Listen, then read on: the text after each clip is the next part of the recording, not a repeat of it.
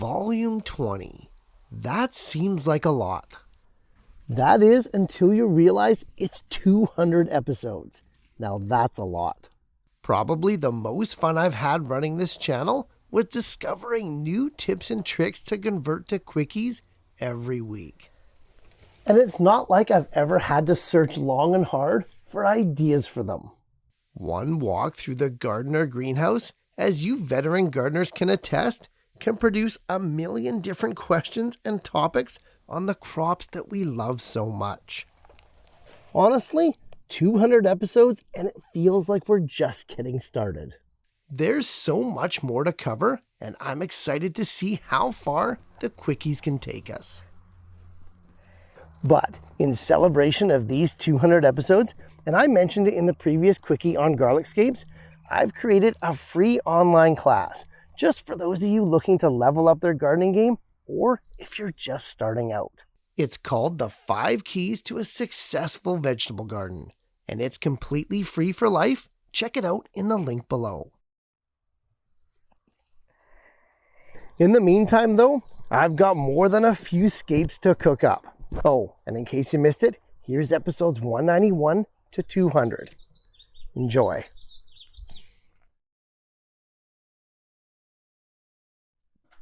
If there's one rival for the tomato plant's overwhelming popularity in the backyard garden, it has to be the ubiquitous pepper. Rivaling tomatoes not just in popularity, but also number of varieties, and if treated properly, maybe even productivity. Pepper madness should continue to be at an all-time high this year. Hi, in case you didn't know, I'm Jeff from the Ripe Tomato Farms. Welcome to another episode of the Garden Quickie, the show where in 2 minutes or less, we welcome that madness. And today's episode is all about those peppers. More specifically, 5 things we can do to start our young pepper plants off right this year. Hey, time's short as it always is, so let's dive in. If you're starting your own pepper plants from seeds this year, that's great, because you literally have a smorgasbord of varieties at your disposal. But to take advantage of all those cultivars, you gotta start your pepper seeds at the right time. These guys take longer than tomatoes do, and many people make the mistake of starting the 2 plants simultaneously every spring. If you live in a cooler climate with a finite summer, plant your peppers at least 8 weeks before your last spring frost date. And with that planting, we of course want the best germination rates, which clearly didn't happen with my poblanos this year. Seeds are not cheap anymore, so we gotta keep those germination rates high. Set those temperatures to between 80 and 90 degrees Fahrenheit to maximize your sprouting viability.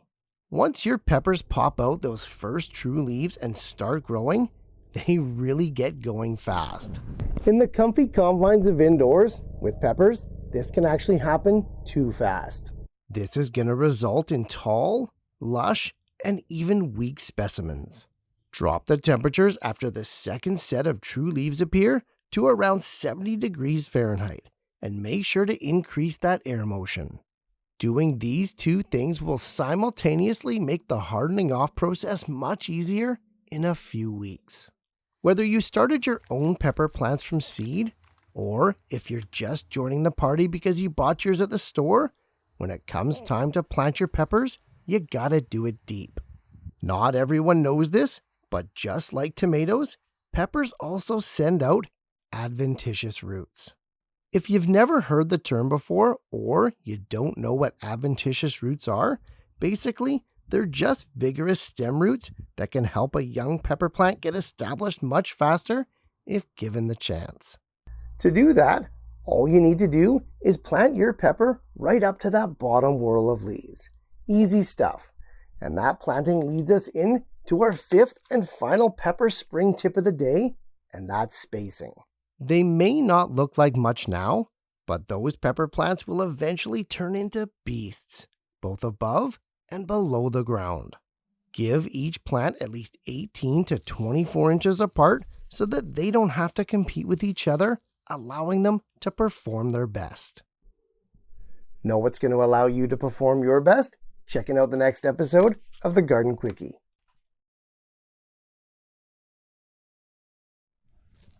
Early spring is exactly when you want to be expanding your blueberry patch. Because right now is the perfect time to be planting up new plants. Buds are about to burst, and if your new plants are old enough, they may even produce for you this summer. But what if you already have an established blueberry patch? Is there anything to do? What's the spring procedure? Hi, I'm Jeff from the Ripe Tomato Farm. Welcome back to another episode of the Garden Quickie, the show where in 2 minutes or less, we've got your procedure. And today's episode is all about that blueberry procedure. More specifically, 3 things to do this spring to ensure your blueberry patch is ready to explode this summer. Hey, time's short as you know it is, so let's dive in. I know it may seem long and harsh, but winter has been a time of rest for your blueberry plants. Lying dormant, patiently conserving resources through those cold months. Bud burst comes early, however, usually much quicker than the rest of the garden. This is our clue to get to work, and our first task is on deck. Pruning. Winter recharges your blueberry plants, but it also reveals the shoots that don't make it. Like most berry perennials, early spring is the perfect time to prune off those dead blueberry shoots because they're now finally easy to tell apart from the living ones. With your plants all cleaned up, we can now see things a little bit better. So, let's cover it up. That's right, mulching. Warmer weather is on the way, and it's going to increase evaporation and the moisture needs of your blueberry plants significantly. Mulch them heavily, and you won't have to worry. Sawdust, straw, pine needles, or bark chips. They're all excellent choices. And this leads us to our third and final spring blueberry task. Feeding. This one, though, is going to actually accomplish 2 things. Spring is always the perfect time to feed perennials, and your blueberries are no exception. Beyond sustenance, though, blueberries are also an acid-loving plant. A soil pH of 4.5 to 5.5 is ideal for them. Special fertilizers that are designed for dropping your soil's pH not only feed your blueberry plants, but they also set the environment up just like they like it. As always, though, to be safe, test your soil first so that you know where it's at. No need to test where you're at, though, because it should be checking out the next episode of the Garden Quickie.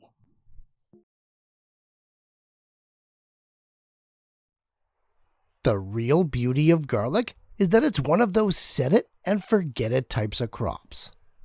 But that only works if you set it up right in the first place.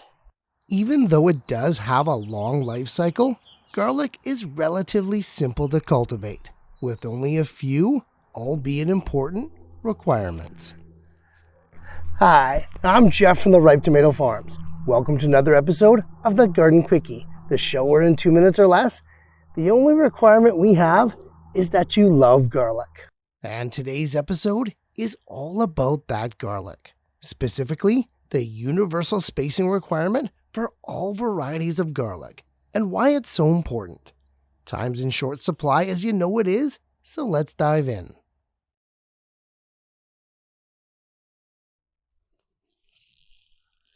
Right off the bat, the preferred spacing for garlic, bulb to bulb, is around 4 inches or 10 centimeters. Any more than that, and you're just wasting valuable garden space. But any less, well, you're going to run into actual problems. Let me explain. As we've mentioned in earlier videos, garlic is grown from the previous year's harvest. The individual cloves are planted in single file, and depending on the variety, 4 to 10 months later, it forms a harvestable bulb. And while they appear to be long, skinny, almost grass or corn-like plants on the surface, below the soil, they create incredible root networks to be able to support themselves. As such, not given enough space will directly affect the size of your garlic bulbs. There's simply no way around it. Growers have long experimented with this, and it's been proven that around 4 inches apart or slightly more is the magical spacing interval where crowding no longer happens with your garlic bulbs. For those of you softnet growers that are just about to plant, take note of this spacing.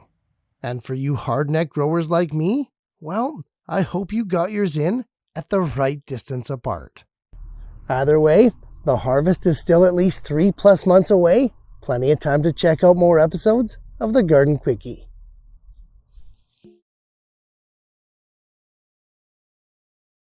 As a gardener, I love flowers as much as the next guy. Because they give our gardens instant color and near infinite appeal. Not to mention attracting the necessary pollinators for all of our fruiting crops to be successful. All good and necessary stuff. However, for some plants, flowering spells the end, changing both the flavor and the taste of the crop. Hi, I'm Jeff from the Ripe Tomato Farms. Welcome back to another episode of the Garden Quickie, the show where in 2 minutes or less, everything has a reason. And today's episode is all about green onions. More specifically, why do they sometimes flower early when all we want are those tasty green stalks? Time short as you know it is, so let's find out why.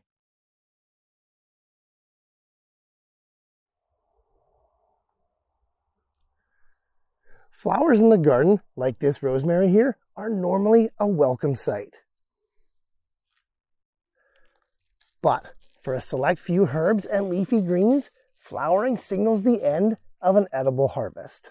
For some, like basil, cilantro, spinach, and even lettuce, the heat of summer causes sudden flowering, known as bolting, ending the plant's life cycle, leaving us to start over if we want more. Others, like those in the onion family, progress towards a more predictable path. And that includes these green onions here. They're generally considered more predictable in their flowering outcomes because they're what's known as a biennial crop. All brassicas, such as this red kale here, garlic, leeks, bulb onions, and of course green onions, are all crops that flower in their second year of life. Now, this doesn't mean that they start to flower after 24 months on the calendar. A biennial second year starts after they complete their first winter. For all of our biennial food crops, including green onions, year 2 starts after a chilling period. Any sort of a dip in temperature is gonna signal winter for these plants, causing them to enter a flowering cycle as soon as the weather warms. In the case of green onions that are sprouted from cuttings, even though the plants may appear to only be a couple months old, they've been grown from adult stalks that were already mature when they were harvested the first time. Add in storage in the grocery store produce section, or even in your refrigerator, and you now have a crop that thinks it's in year 2. Voila, flowers. Easy explanation. Almost as easy as checking out the next episode of the Garden Quickie. Even though we eat them for all that nutrition and sustenance, it's hard to think of the plants needing a little food themselves. But they do, and some, like these young tomato plants here, need more than others. The vitamins, minerals, and nutrients contained within our crops don't just manifest themselves out of thin air. No, the plants actively seek them out. Hi, I'm Jeff from the Ripe Tomato Farms. Welcome to another episode of the Garden Quickie, the show where in 2 minutes or less, we actively seek out the questions you want answered the most. And today's episode is all about the NPK. More specifically, what does each nutrient do for our gardens? Hey, time short as you know it is, so let's dive in.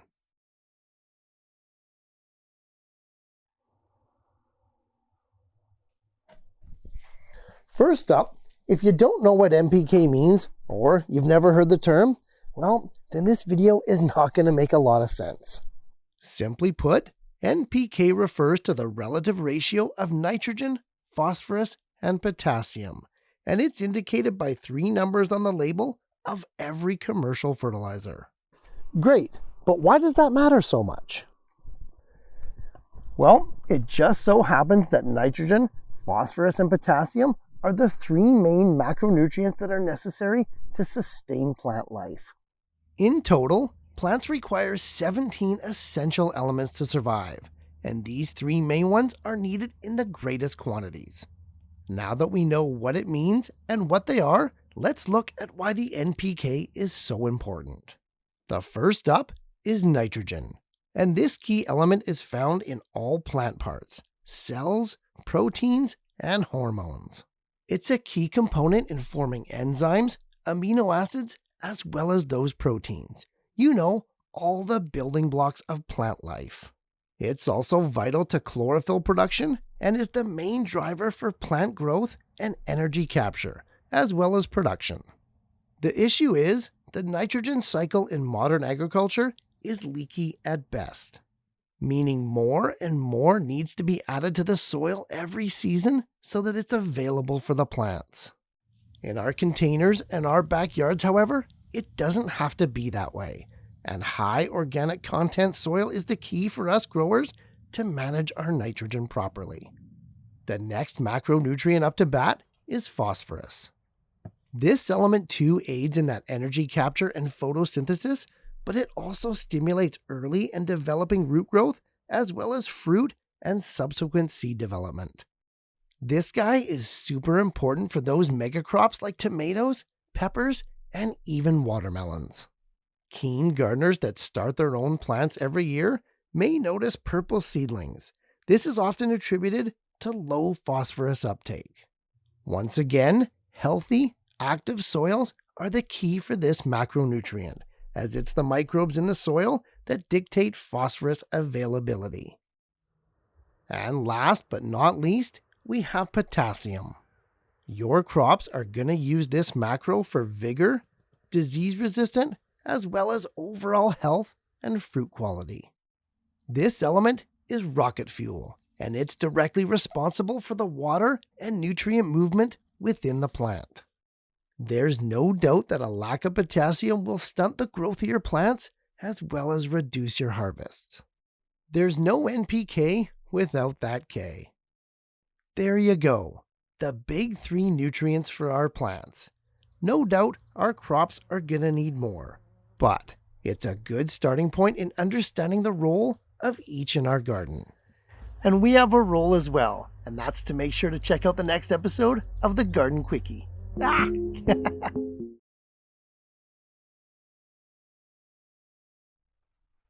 In gardening, not everything always goes according to plan.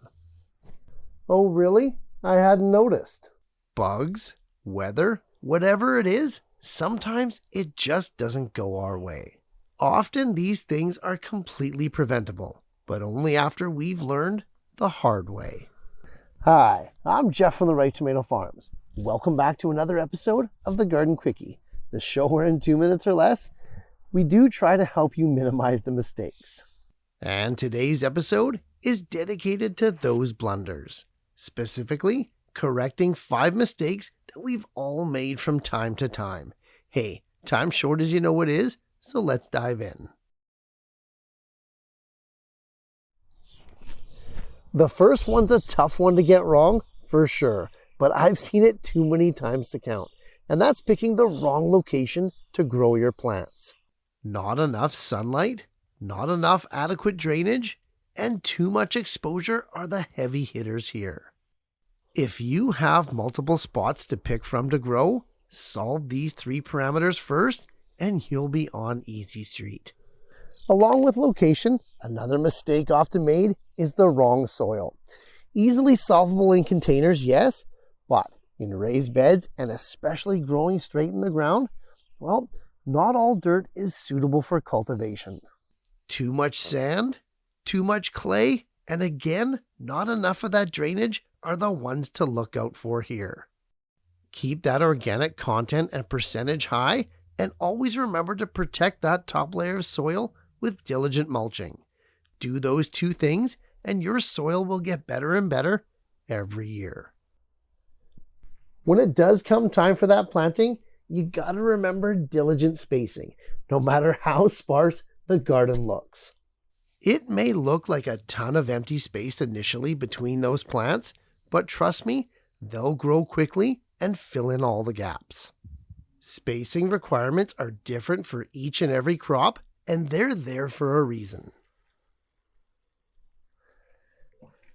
Watering. Oh man, this one's got mistakes written all over it, no matter what your skill level of gardening is. The first rule of watering is to realize that there is no rule to watering. Well, sort of. More accurately, there is no such thing as a universal watering schedule. Climate, zone, weather, time of year, crop type, soil type, and a million other variables means that we're all watering on a different timeline. Understand that, and watering becomes so much easier. Observe the following 2 guidelines, and you'll be ahead of the game. 1. Water thoroughly, but less frequently. And 2. Always try to water in the morning. Just those 2 tips alone will serve you well, no matter what crop you're growing. And that brings us to our 5th and final mistake that all gardeners can make, and that's just bad timing. Specifically when it comes to planting. Often, we plant our plants and work out in the garden when we have a window of opportunity. But you know what? Plants don't work like that. A lot of times for a select climate and a specific crop, there's a finite window of opportunity to get those guys into the ground to get a viable harvest. Planting or sowing seeds outside of this window is just asking for poor results. You know what won't give you poor results though? Taking notes, learning from those mistakes, and of course, checking out the next episode of the Garden Quickie.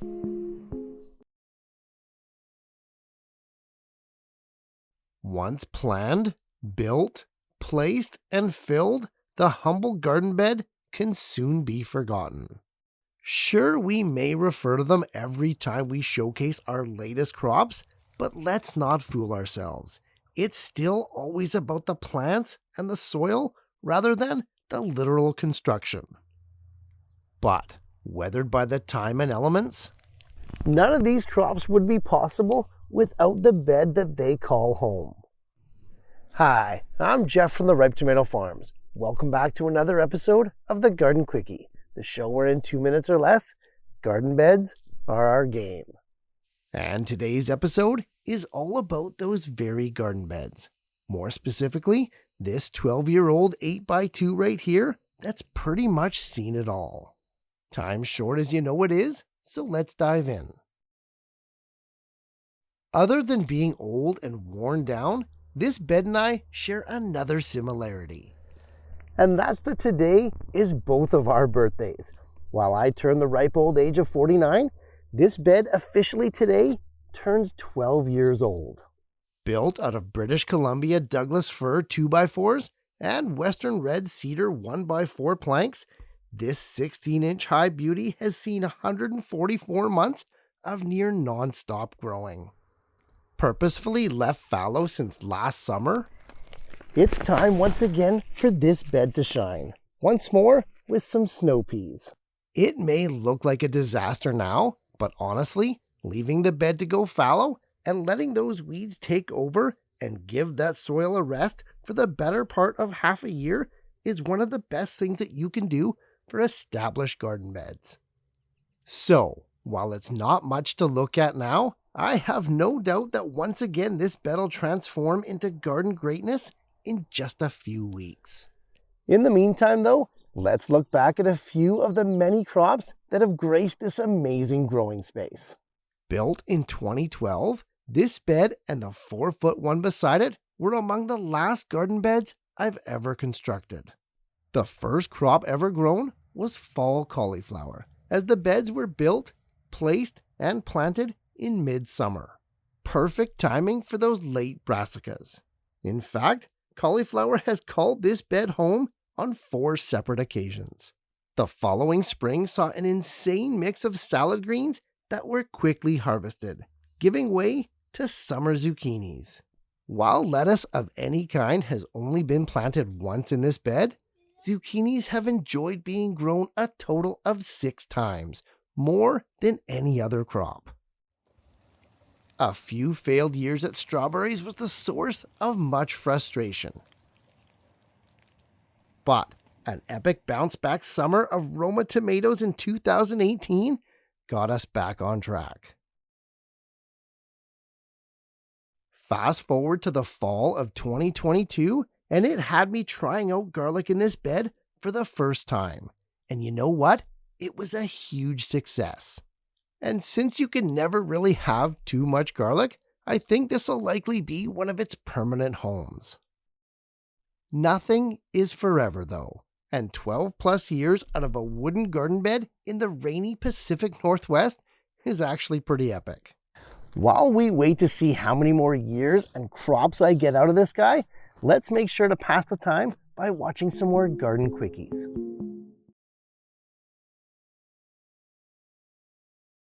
It feels like an eternity since we last got to enjoy the crisp sweetness of our favorite peas. While they can be pre-sprouted early, and some people do, most of us are gonna direct seed our peas. And right now is the time to do it so that we don't miss a beat. Hopefully you saved some of those seeds from last year. But if not, it's okay, because pea seeds, fortunately, are one of those seeds that are still relatively cheap to buy. Hi, I'm Jeff from the Ripe Tomato Farms. Welcome back to another episode of the Garden Quickie, the show where in 2 minutes or less, we're a little bit pea crazy right now. And today's episode is all about those luscious legumes. More specifically, planting tips to ensure that you get the most out of your pea plants this summer. Time's short as you know it is, so let's dive in. What you eating, buddy?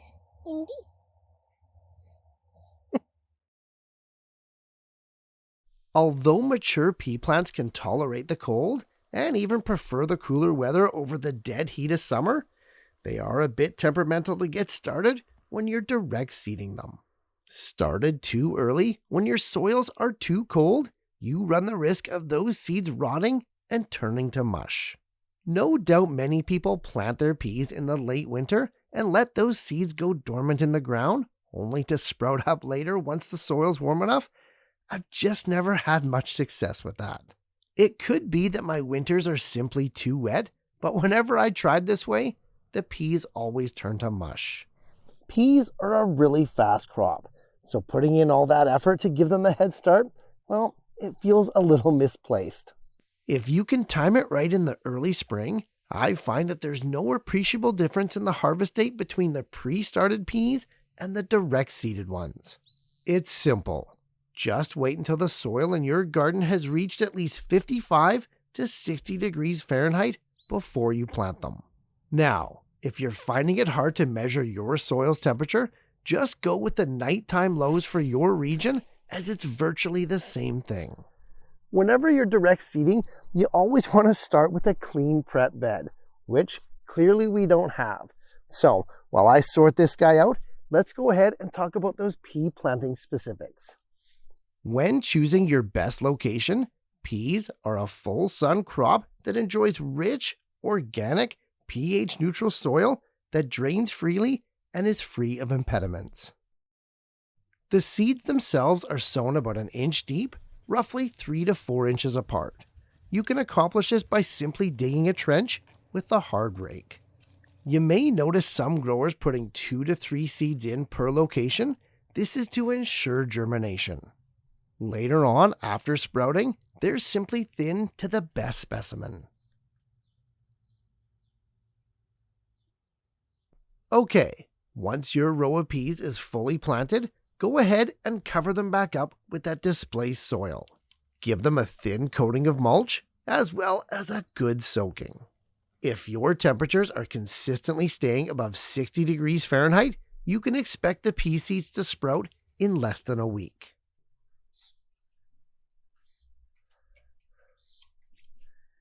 Make sure your peas have something to climb on, and make sure you check out the next episode of the Garden Quickie.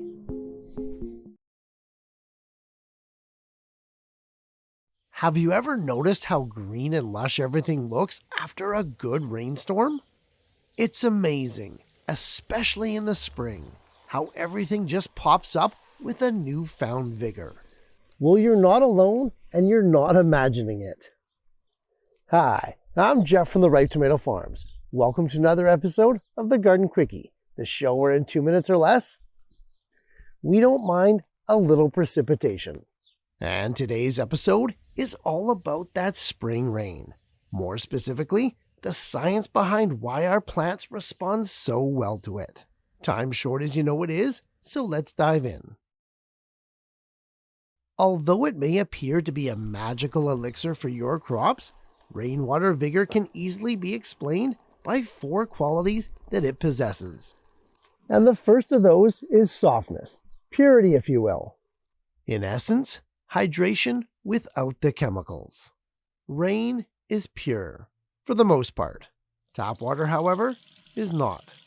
Rain is simply free of all those salts, minerals, treatment chemicals, and even pharmaceuticals that your city water possesses. The plants can then focus purely on moisture uptake and not toxin control or filtration. Honestly, this alone makes a huge difference. Another quality that makes a huge difference, especially with berry plants like this raspberry here, is pH. I know we always talk about our soil being neutral, but the fact of the matter is, most of our veggie crops prefer it to be slightly acidic. If neutral is 7, most of our crops really prefer that 6 to 6.5 range, which just so happens to be the pH of rainwater. To look at the third quality of rainwater, we gotta get a bit dirty. Dissolved free-floating organic matter to be exact. Collected from buckets, roofs, or gutters, your rainwater is gonna be chock full of dissolved leaf litter, bird droppings, and maybe even bee pollen. All kinds of organic matter, all beneficial, and all things that your plants are gonna respond positively to. And our last quality that makes rainwater so valuable is, believe it or not, fertilizer. Nitrogen to be exact. Rainwater almost always contains nitrates, and it just so happens that this is the most usable form of nitrogen for plants. Remember, in the air and in the soil, there's many forms of nitrogen. But the extra oxygen on the nitrate type means that your plants are getting the most important macronutrient required, and it's directly responsible for them greening up.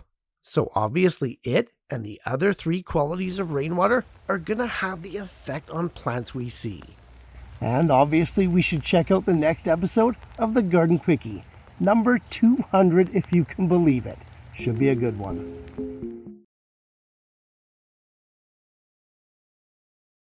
Garlic scapes, the long, curly, relatively stiff stalks that appear out of nowhere every spring. What are they, and why is it so important that we cut them off?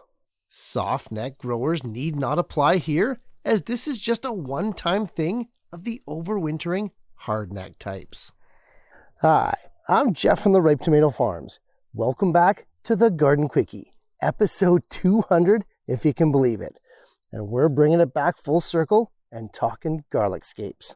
And today's episode is all about what they are and why we need to cut them off. Hey, time short as you know it is, so let's dive in. But before we do, in celebration of 200 episodes of Garden Quickies, I wanted you guys to be the first that I invite to take my new free class. If you're brand new to the gardening game and you just don't know where to start, or you've been growing for a while now and not getting the results you hope for, well, this free class is just for you. I've put together my 5 keys to a successful vegetable garden in a free online class. A self-paced, easy to follow, high-resolution video course that you can take at your own speed. There's even a quiz at the end to test all of the knowledge that you gained. Multiple choice, of course. Did I mention that it was completely free? Check it out in the link below. Like we said, scapes only appear on the hard-necked types of garlic. They only appear in the late spring, and it's only one per plant. This is because scapes are actually the flowering stalks of biennial garlic. Biennials are plants that produce flowers in year 2. And right now, having overwintered in the ground, this garlic is in its second season. Sounds reasonable enough. Why then is it so important that we cut them off? Well, there's 2 reasons, and the first of those is they're quite tasty. And right now is the only time you're ever going to be able to harvest and see garlic scapes. As a secondary crop to the main one, garlic scapes are that rare delicacy that are just not found out of season. Sautéed, pureed, roasted, or pickled. Enjoy now, because once they're gone, they're gone. The main reason we cut all the scapes off of our garlic every spring, though, is because like all flowers, they become a drain on the plant. Leaving them on will decrease the energy and resources needed to create the bulbs down below, greatly affecting your harvests.